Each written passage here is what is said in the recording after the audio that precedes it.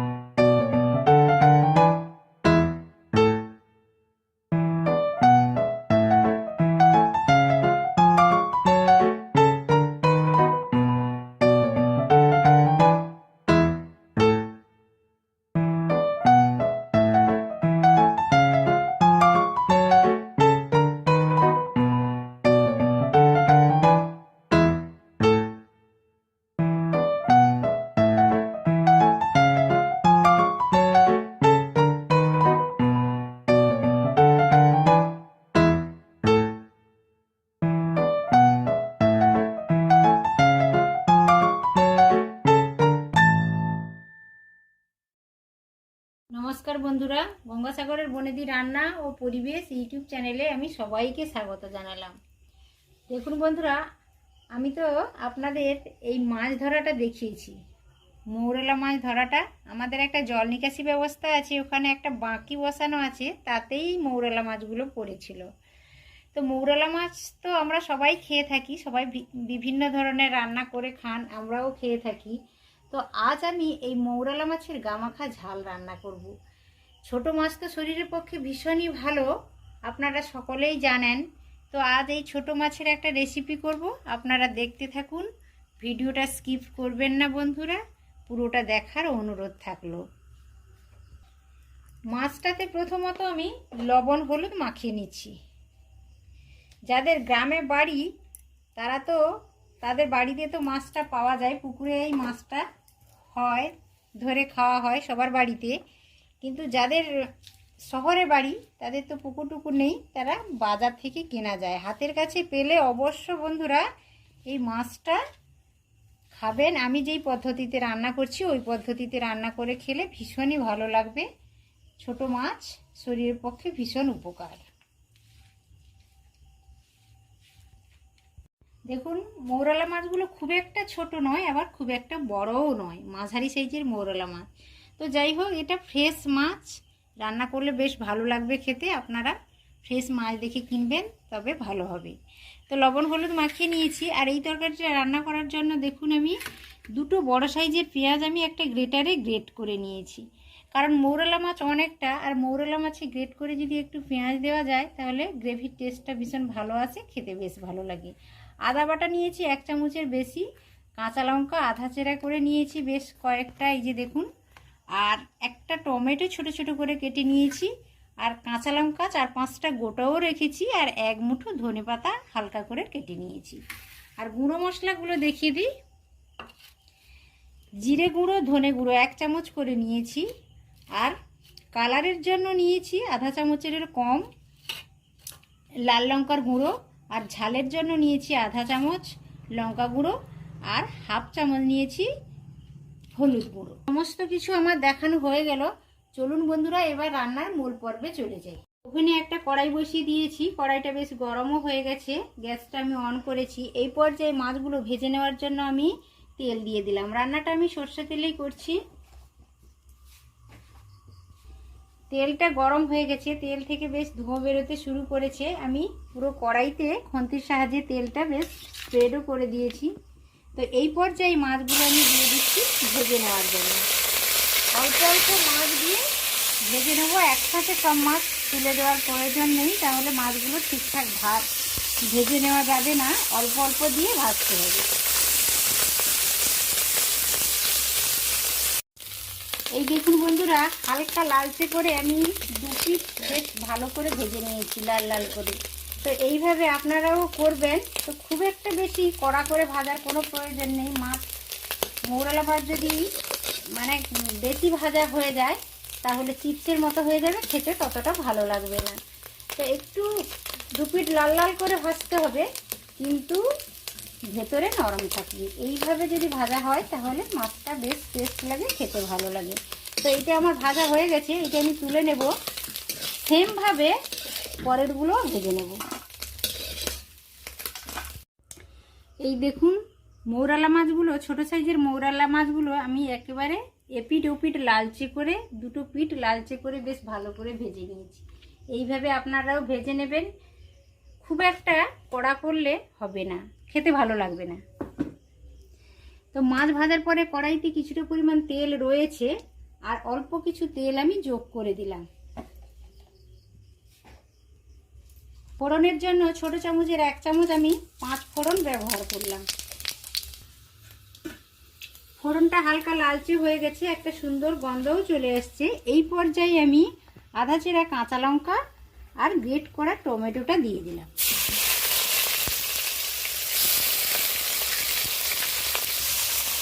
কেটে রাখা টমেটোটা দিয়ে দিলাম।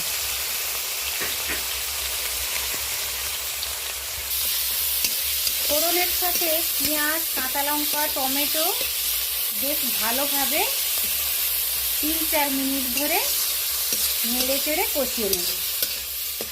কাঁচা ভাবটা চলে যাবে, তারপর গুঁড়ো মশলাগুলো অ্যাড করব।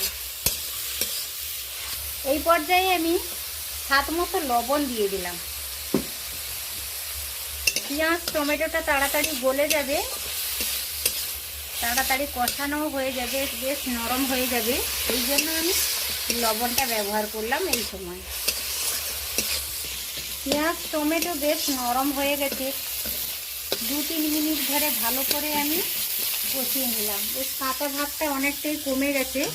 এই পর্যায়ে আমি বেটে রাখা আদাটা দিয়ে দেব। আরও কয়েক সেকেন্ড ধরে আদা বাটাটা পেঁয়াজ টমেটোর সাথে বেশ ভালো করে মিশিয়ে নেব, ভালো করে নেড়ে চেড়ে নেব।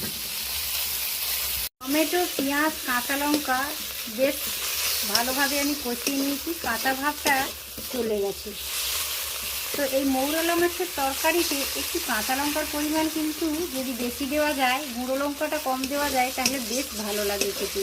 বন্ধুরা এইভাবে একবার করে দেখবেন, আমি যেইভাবে করছি, তাহলে রাতে কিংবা দুপুরে খাওয়ার সাথে এই ধরনের একটা যদি তরকারি থাকে, আমার তো মনে হয় না যে আর কিছু লাগবে।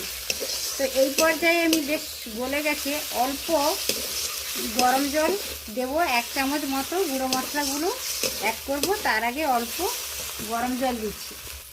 জলটা আমি গরম করে রেখেছিলাম, অল্প দিয়ে দিলাম। এবার গুঁড়ো মশলাগুলো অ্যাড করে দেব। প্রতিটা রান্নাতে কিন্তু গরম জল যদি ব্যবহার করা যায়, তরকারির স্বাদ ও গন্ধ বেশ ভালো আসে এবং তরকারিটা তাড়াতাড়ি হয়ে যায়। গ্যাসের ফ্লেমটা এখন লোই আছে, মশলা রেডি করছি। এবার আমি গুঁড়ো মশলাগুলো আগেই দেখিয়ে দিয়েছি, এবার সমস্ত কিছু গুঁড়ো মশলা দিয়ে দিলাম। হালকা আছে মশলাটা এইভাবে আরও 2 মিনিট ধরে ভালো করে কষিয়ে রেডি করে নেব। কষানো মশলা থেকে হালকাভাবে তেলটাও ছেড়ে দিয়েছে। এই পর্যায়ে আর 1-2 বার আমি হালকা করে নেড়ে নেব। নেড়ে নেওয়ার পরে গরম জলটা যোগ করে দেব। মশলাটা যদি ভালোভাবে কষিয়ে নেওয়া যায় তরকারির স্বাদ এবং সুগন্ধ বেশ ভালো আসে। মশলাটা ভালোভাবে কষানো হয়ে গেছে। এই পর্যায়ে আমি গরম জল অ্যাড করব। খুব একটা জলের প্রয়োজন নেই, মাখো মাখো হবে তরকারিটা। কিছু সময়ের জন্য তরকারিটাকে ফুটতে দিয়েছিলাম, এই দেখুন বেশ ভালোভাবে ফুটে গেছে। এই পর্যায়ে আমি ভেজে রাখা মৌরলা মাছগুলো সব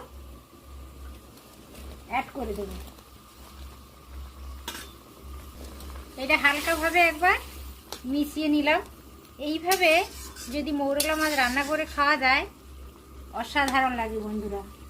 এইভাবে আপনারাও ট্রাই করে দেখবেন, খুব ভালো লাগবে। তরকারিটা প্রায় কমপ্লিটের পথে, অনেকটাই হয়ে গেছে। আমি হালকাভাবে একটু নেড়েও নিলাম। তো এই পর্যায়ে আমি 1 মুঠো ধনেপাতা অ্যাড করে দেব। আপনাদের কাছে হাতের কাছে যদি ধনেপাতা থাকে দেবেন, না থাকলেও কোনো অসুবিধে নেই। দিলে একটু ধনেপাতার ফ্লেভারটা বেশ ভালো আসে, মৌরলা মাছের তরকারিতে খেতে বেশ ভালো লাগে, অন্যরকম লাগে। আর না থাকলেও কোনো অসুবিধে নেই। কাঁচা লঙ্কা দিয়ে দিলাম, বেশ ভালো লাগে। কাঁচা লঙ্কাটা মৌরলা মাছের তরকারিতে কাঁচা লঙ্কাটা দিয়ে খেতে দারুণ লাগে। এই দেখুন বন্ধুরা, মৌরলা মাছের গা মাখা ঝাল আমার একেবারে রেডি হয়ে গেছে সার্ভ করার জন্য।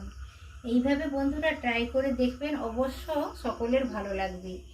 আজ তো মৌরলা মাছের ঝাল বানালাম আমি, কিন্তু এর আগেও মৌরলা মাছের অনেকগুলো রেসিপি আমি দিয়েছি আমার চ্যানেলে, আপনারা ওখান থেকেও দেখে নিতে পারেন। ডেসক্রিপশান বক্সে আমি লিঙ্কটা দিয়ে দেব, ওখান থেকে চাইলে দেখে নিতে পারেন। তো আমি আশা করছি ভিডিওটা সবারই ভালো লেগেছে। আর যদি ভিডিওটা ভালো লেগে থাকে অবশ্যই একটা সাবস্ক্রাইব করবেন আমার চ্যানেলকে নিত্য নতুন ভিডিও পাওয়ার জন্য। আর ভিডিওতে একটি লাইক দেবেন, পরিচিতদের মধ্যে শেয়ার করবেন। আজ তাহলে আসি বন্ধুরা, আবার দেখা হবে অন্য কোনো ভিডিওতে অন্য কোনো রেসিপির সাথে। তত সময় আপনারা সকলে সুস্থ থাকুন, ভালো থাকুন।